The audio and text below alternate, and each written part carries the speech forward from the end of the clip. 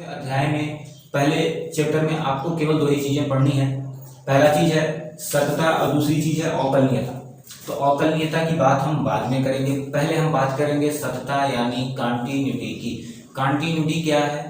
किसी भी वस्तु का कंटिन्यू मतलब निरंतर रहना ही कंटिन्यूटी कहलाता है। अब ये बात सवाल में कैसे लागू होती है, आइए शुरू करते हैं। चलिए देखिए, परिभाषा हमने लिख रखी है क्या? यदि किसी फलन का ग्राफ खींचने पे जो वक्र प्राप्त होता है, फलन क्या होता है?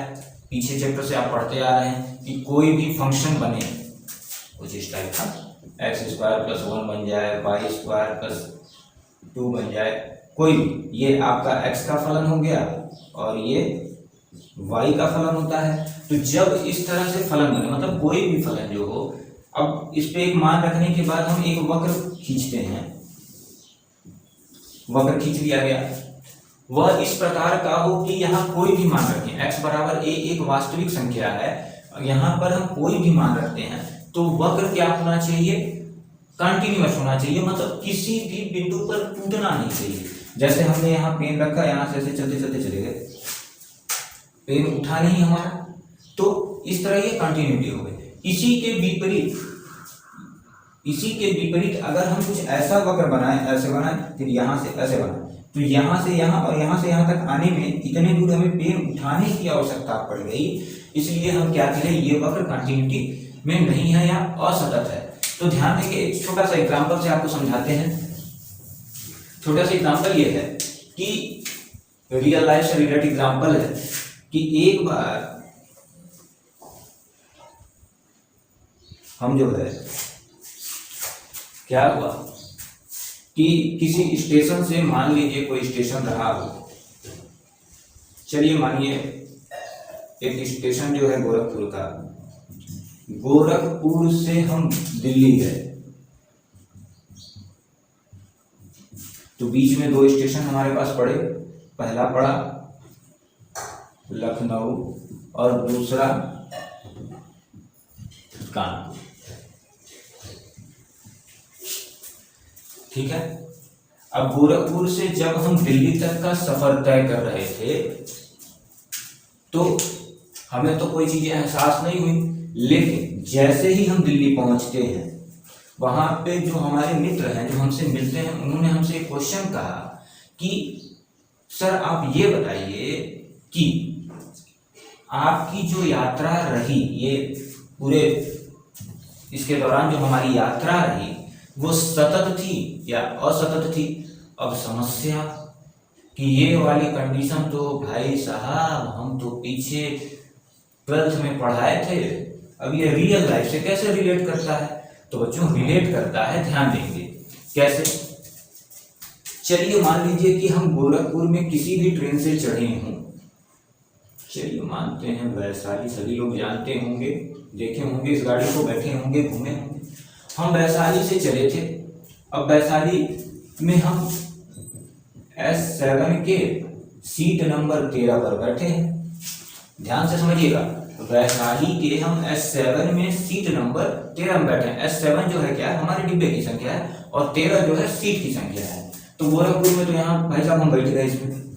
अब चलिए लखनऊ पहुंचा जाए, तो जब हम लखनऊ पहुंचे तो लखनऊ से जस्ट पीछे, मतलब अभी हम लखनऊ पहुंचे नहीं है, उससे थोड़ा पहले कोई भी स्टेशन जो भी पड़ता हो, खैर हमें पता नहीं, S7 और सीट नंबर 13 गई थी, बोगी हमारी S7 थी और सीट नंबर 13 था। लखनऊ पहुंचे और लखनऊ से आगे भी पहुंचे, लखनऊ से आगे भी तो कोई स्टेशन 2-4 पड़ते ही होंगे, तो यहाँ भी हम S7 और सीट नंबर 13 पे बैठे थे।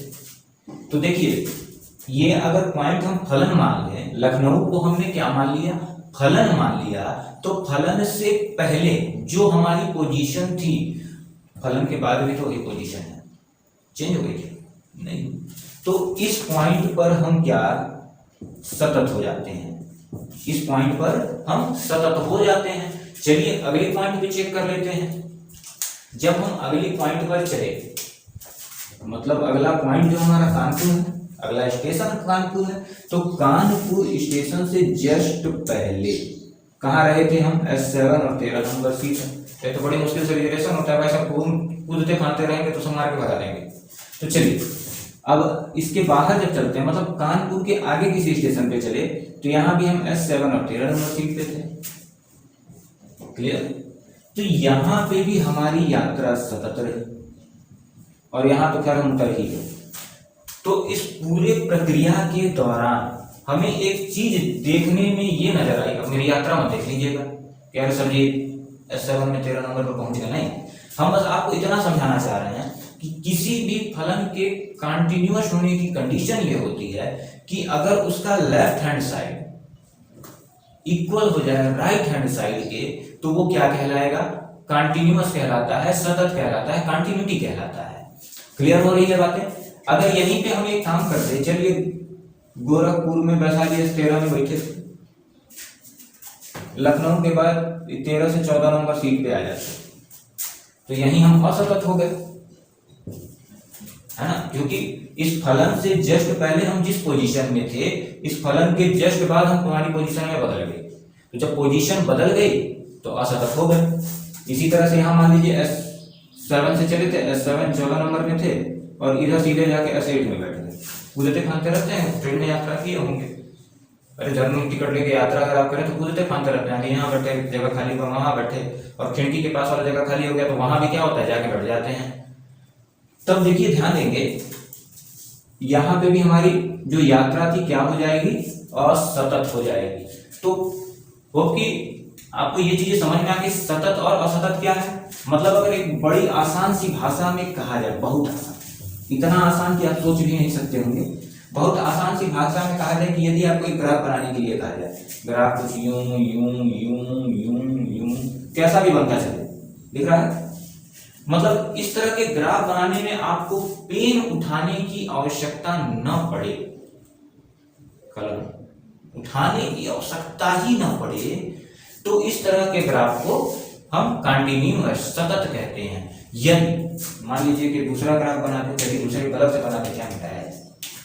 ये ऐसे, फिर ऐसे, फिर ऐसे, फिर ऐसे, तो यहाँ आप क्या देखा, यहाँ से यहाँ तक आए, फिर पेन उठाए, फिर यहाँ से यहाँ चले, फिर पेन उठाए, यहाँ से यहाँ चले, फिर पेन उठाए, यहाँ से यहाँ चले। तो इस तरह की जब कंडीशन बनने लगे तो असतत हो जाती है। तो हमारी परिभाषा देखिए एकदम इसी से रिलेटेड लिखी गई थी, यदि किसी फलन का ग्राफ खींचने पे जो वक्र प्राप्त होता है, यदि किसी फलन का ग्राफ खींचने पर जो वक्र प्राप्त होता है वह इस प्रकार हो कि किसी बिंदु x बराबर a, तो जो आपको यहाँ a दे रहा है वो कोई भी एक वास्तविक संख्या हो सकती है, 1/2, 1/3, 1/4, 1, 2, 3, 4, 5, 6, 7, 8, कुछ भी हो सकती है, पर टूटता ना हो, मतलब ब्रेक ना हो, ऐसे ना हो, तो ये क्या है? सतत है। इसी के विपरीत कोई ऐसा मान दे दिया जिस पे टूट जाए, ये टूट गया, तो जब टूट गया तो ये क्या हो गया?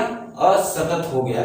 आइए चलते हैं इसके कुछ फॉर्मूले, आइए तो आगे समझते हैं कि अब देखिए हमने आपको सतत होने के लिए एक एग्जांपल लेके चले थे रियल लाइफ से रिलेटेड। तो हमने आपको बता रखा कि लखनऊ से पहले जिस हम पोजीशन में थे, मतलब लखनऊ के लेफ्ट हैंड साइड, लखनऊ को अगर आप एक फलन मान लें, इसको एक फलन x का मान लें, y = fx का फलन मान लें, तो लखनऊ के या इस फलन के लेफ्ट हैंड लिमिट में हम जिस पोजीशन में थे, जहां थे उसी पोजीशन में हम कहां थे? राइट हैंड लिमिट में थे। तो राइट हैंड लिमिट क्या हुआ? जैसे इसे लिखा गया लिमिट fx, अब ये लेफ्ट हैंड लिमिट है, तो लेफ्ट हैंड लिमिट के लिए x टेंड्स टू -a लिख दीजिए, फिर राइट हैंड लिमिट के लिए x टेंड्स टू +a लिख लीजिए, फिर फंक्शन ऑफ fx, फिर fa। तो a हमने बता रखा, a क्या है? वो एक वास्तविक संख्या है जिसपे फलन क्या हो रहा है? सतत हो रहा है। तो अगर कोई फलन किसी वास्तविक संख्या पे सतत हो रहा है तो ये कंडीशन जो है लागू हो जाएगी, ये कंडीशन जो है फॉलो होगी। अब देखिए इसके बाद क्या करते हैं, इसके बाद जो आपका फॉर्मूला है वो निकल के आने वाला है limit x tends to -a। अच्छा बात हम कर रहे हैं -a की, तो -a हमें क्या बता रहा है? -a हमें इस बात की जानकारी देता है कि ये केवल और केवल हम बात लेफ्ट हैंड लिमिट की कर रहे हैं और ये किसी चीज की जानकारी नहीं देता। क्लियर हो रहा है? तो भाई limit x tends to +a किस चीज की जानकारी दे देगा? ये जानकारी दे देगा राइट हैंड लिमिट की। क्लियर हो रहा है बात? कहीं कोई समस्या है? नहीं। चलिए, तो ये बात आप समझ गए कि ये लेफ्ट हैंड लिमिट की जानकारी देगा एंड ये राइट हैंड लिमिट की जानकारी देगा। तो इस बात को आप समझ गए कि minus A left hand limit and plus A right hand limit को बताता है। तो इसी को यहां इस तरह से लिखा जाएगा, limit h change to 0, left hand limit के लिए function of a minus h equal होना चाहिए limit h change to 0 function of a plus h. Clear हो गई बात? ये दो फॉर्मूले यूज करते हैं, यही लिमिट के फॉर्मूले हैं। अब देखिए ये h चेंज टू 0 क्या है? h मतलब हमने क्या किया, कुछ कम या कुछ ज्यादा कर दिया, और जो कुछ कम या कुछ ज्यादा घटा रहे हैं बढ़ा रहे हैं उसको हम कहाँ टेंड करा दे रहे हैं? 0 पे, क्योंकि 0 का किसी भी संख्या वास्तविक संख्या में जोड़ने या घटाने पर कोई अस्तित्व नहीं होता। तो आप इस फॉर्मूले से भी सॉल्व कर सकते हैं, इस फॉर्मूले से भी सॉल्व कर सकते हैं। अब जो है इसके बाद फंक्शन ऑफ ए, ये तीनों कंडीशन में बराबर होना चाहिए और यहाँ भी ये तीनों कंडीशन आपस में बराबर होनी चाहिए, तभी हम कहेंगे कि ये जो है आपका फलन जो दिया हुआ सतत